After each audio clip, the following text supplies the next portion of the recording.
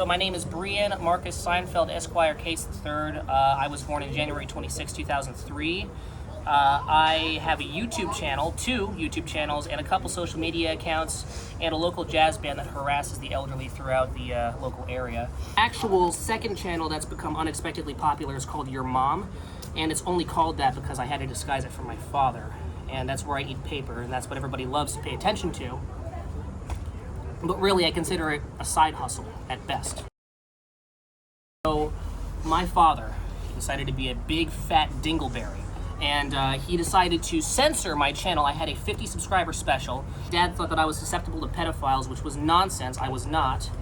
But I can understand where he's coming from. He had the best of intentions, but 16-year-old me, oh man, he wanted to teach the man who was boss. So what he did is he decided to ban me from uploading on the main channel. So as a result of that, I banned him from having say in my life. And I made my day 1 of the paper reading series. And if you actually go back, the first iteration of that series is called Eating a Sheet of Paper a Day Until My Dad Lets Me Upload on My Original Channel Again. And a lot of the times, especially after doing a paper stream, I feel pretty good. And that's why I keep doing it, actually, which is, if people want to know why I still do the paper streams, it's because it's a way for me to interact relatively genuinely with people who also want to interact genuinely, which is what it kills me when certain people go on and they don't act genuine or they don't have actual questions to ask. Paper streams is where he eats paper every single day for an audience who interacts with him. I wanted to make stuff that kind of appealed to me most of all. I made videos so I could watch them back and like them, and by pure coincidence, people watched them back, and mainly because they were very controversial. I became popular through hot political takes and me kind of poking the bear. Well, they're black, they're children, and they're dancing. It's a triple whammy. And Fauci's dumbass plan wouldn't work, even though Fauci literally gave an even more telling indicator of his intentions. Come on, YouTube. You're creating the narrative here, not me, not my commenters. I wanted to originally make my speech about how Martin Luther King was assassinated by the FBI, which is empirically proven. I can do whatever the fuck I want, because my dad doesn't know this channel exists, so. 2 epic rap battles of ethnicity. Today's episode, we'll be having a battle between white and Indian. There was a one-way street and I drove on it the wrong way for 10 minutes. Specifics, but no place for hate.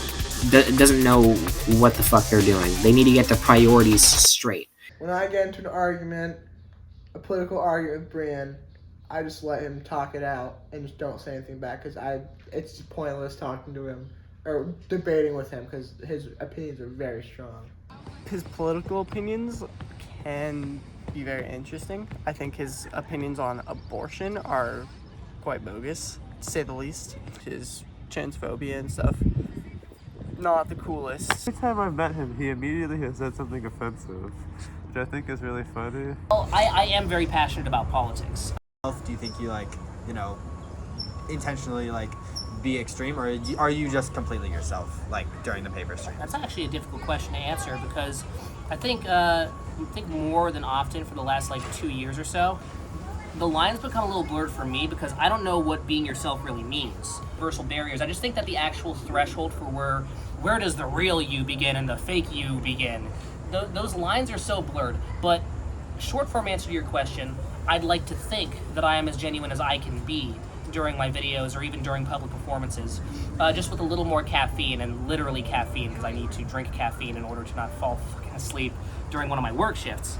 Not in the form of coffee, I'm not one of those guys. Dr. Pepper. I was in 1st grade, I was diagnosed with Asperger's syndrome. It's they called it severe Asperger's, but I believe the magnitudes are nonsense. He is very autistic, though. I think it is what it is, and I believe that we all have our own individual diagnosis. I also think that autism is relatively a myth. I don't think it actually exists. That's what they gave me. They told me I had that. So as a result of that, I was told, I was handed scripts by my therapist, and they told me, you're only supposed to say this specific thing. Hi, how are you? How's the weather? Did you enjoy the meatballs your mother fed you this morning? The end, bye, nice chat. No actual, I'm not gonna say improvisation, because that's what conversation is, but no actual conversational skills are being displayed, and that's because they assumed I had none. I think in some situations socially I'm lacking. I can't read people. I can't read facial expressions or body language. But when I was younger, the people around me were reinforcing this idea of if you say one wrong syllable of one wrong word, you're gonna get your ass beat. After a while, I kind of just stopped caring, and that's because, and I feel like anybody in my situation would do the same. You're inevitably gonna fuck up, which I know that. I'm inevitably gonna fuck up an interaction. So why do I need to be fearful of it all the time? I'd say if there was ever a point in my life where I wasn't acting like myself, it was 6th grade and before, when all the OT therapists in their classes were telling me, you have to act this way to become socially accepted. When, you know, that was their idea, and they were just trying to get me out of the way so they could get their paycheck at the end of the week. And so in middle school, I was like, okay, not how the OT therapist would do it, but how would I do it? How would I interact with this person in front of me right now in chemistry class? And that's what I did, and I got so surprised because everybody told me they're all gonna fucking hate you. And granted, a couple people did, but way more people than I expected, which was anybody. The number was greater than 0. That was my requirement. If at least one person likes something you say or something that you do, and as a result likes me, then they may or may not have been wrong, those OT therapists, and they might need to, suck a big ding dong. People think of me as some joke character, but the thing is that I'm always on the internet and in real life for actual interactions and actual conversations.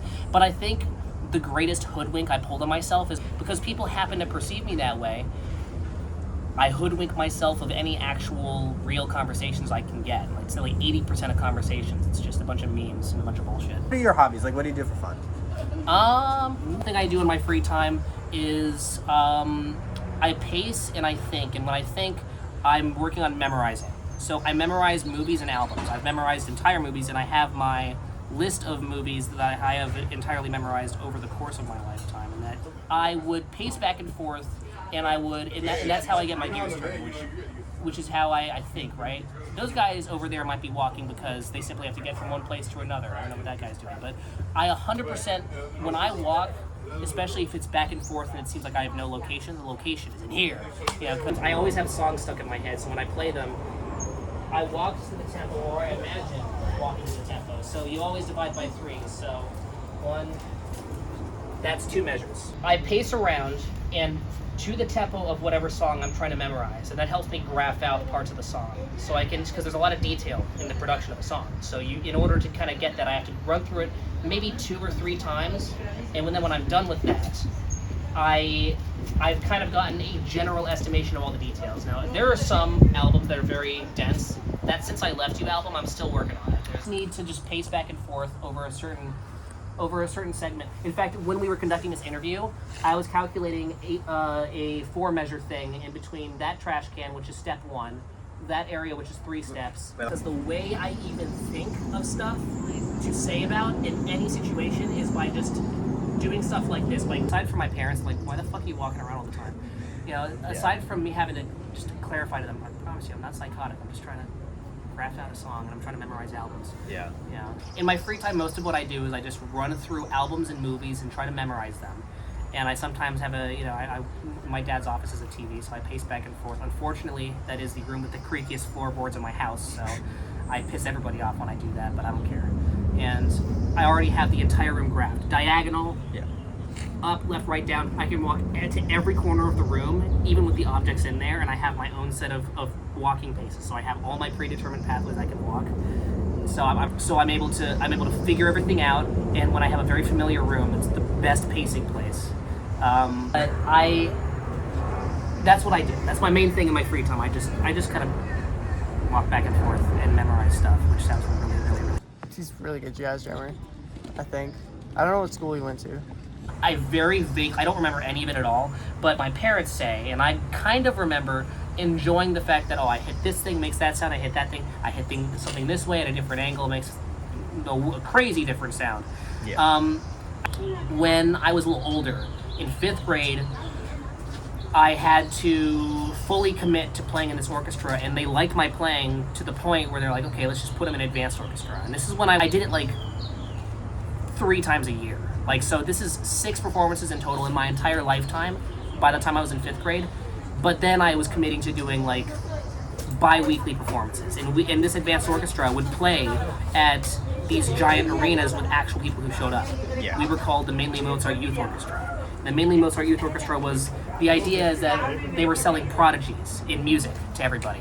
And I was the youngest one. It was like a bunch of college students, maybe a few middle schoolers, and me in 6th grade. I had nothing to do with that. That whole thing was so much bigger than me. My actual musical contributions, I was like maybe 5 to 10% of it. It was beautiful, and I loved it. I just hate working it. So I decided to start doing local jazz gigs around the area, and then Jazz Inc. came around many years later.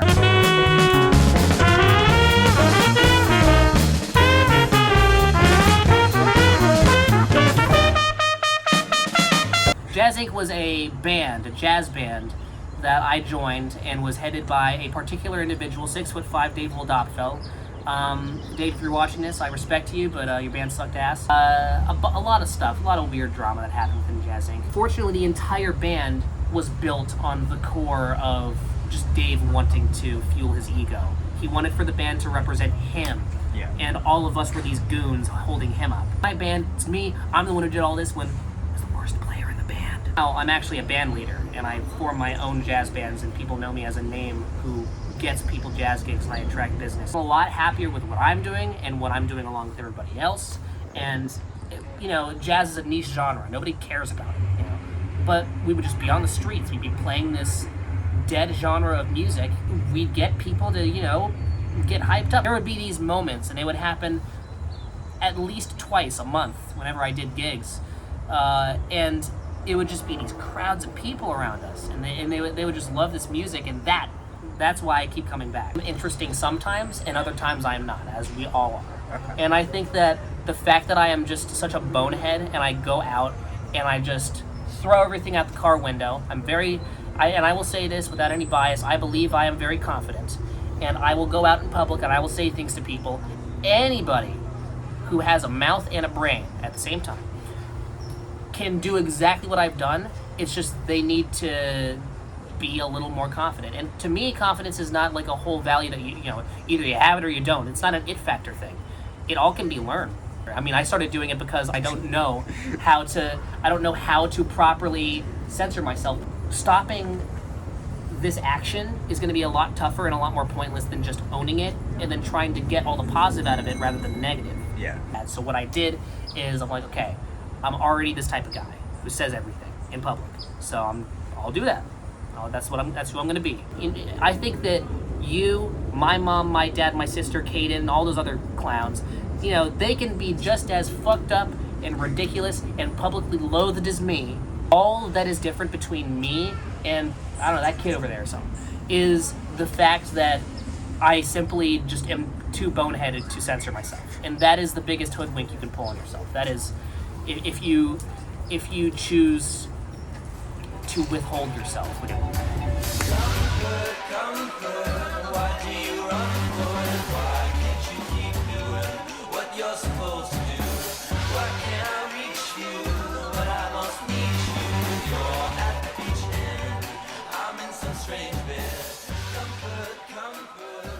Kids, you grew up in a sweatshop and you're making a big TED talk out of how cool you think you are because you survived the great iPhone factory craze of 2007. It's like, okay, that's cool and all, and I'm sorry that you had got mercury poisoning on your fingers, but like at the end of the day, dude,